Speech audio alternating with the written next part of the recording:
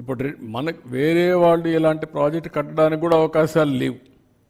మనకు అవకాశం ఉందంటే only the reason very cost effective, రెండోది గోదావరిలో నీళ్లు ఉన్నాయి కాబట్టి.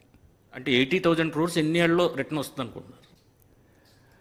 అంటే ఆ క్యాలిక్యులేషన్ ఎకనామిక్ యాక్టివిటీని బట్టి 15% గ్రోత్ వచ్చిందనుకోండి, నేను చూపించాను కదా మీకు, $43,000 పర్ క్యాపిటల్ ఇన్కమ్ బై 2047 23 ఇయర్స్లో $2.4 trillion ఎకానమీ ఆంధ్రప్రదేశ్.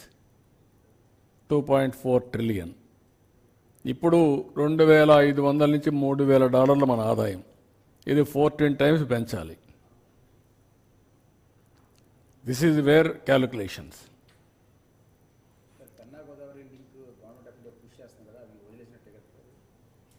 ఎక్కడ లేదు, అది ఊరికి పేరే,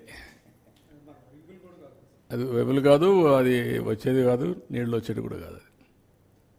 సార్ ఇప్పుడు inter basin transfer, water transfer చేస్తున్నాం కదా, అదర్ స్టేట్ నైబరింగ్ స్టేట్స్తో మనకి ఇబ్బందులు. ఇప్పుడు ఇంటర్ బేసిన్ అంటే విత్ ఇన్ ది స్టేటే కదా, బేసిన్ ఉండొచ్చు, విత్ ఇన్ ది స్టేట్. సముద్రంలో పోయిన మనం తీసుకుంటున్నాం, వాళ్ళు ఏం తీసుకోవడంలే కదా.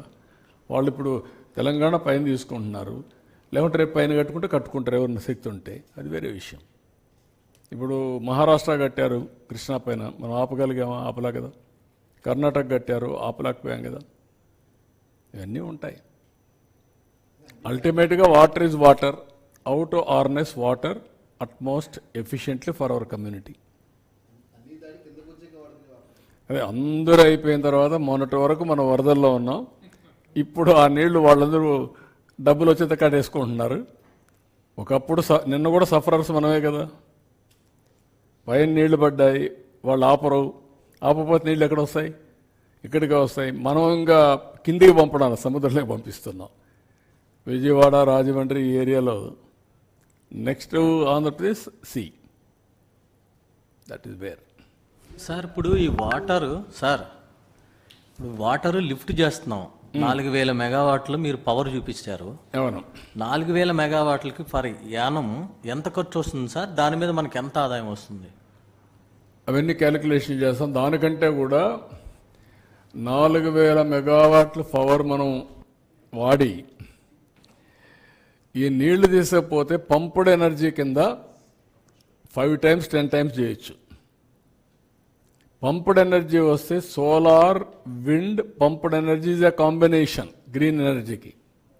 రాయలసీమకు నీళ్లు వెళ్ళిపోయిన తర్వాత ఆ నీళ్ళన్నీ మళ్ళా కూడా పంప్డ్ ఎనర్జీ ద్వారా కిందికి పైకి ఇది చేస్తే రీసైక్లింగ్ అయితే పీక్ టైంలో ఎనర్జీ వస్తుంది. మీకు సోలార్ అంతా మార్నింగ్ ఎండ్ ఉంటే వస్తుంది, ఈవినింగ్ విండ్ వస్తుంది. విండ్కి కూడా మనకు ఎక్కువ అవకాశం ఉంది.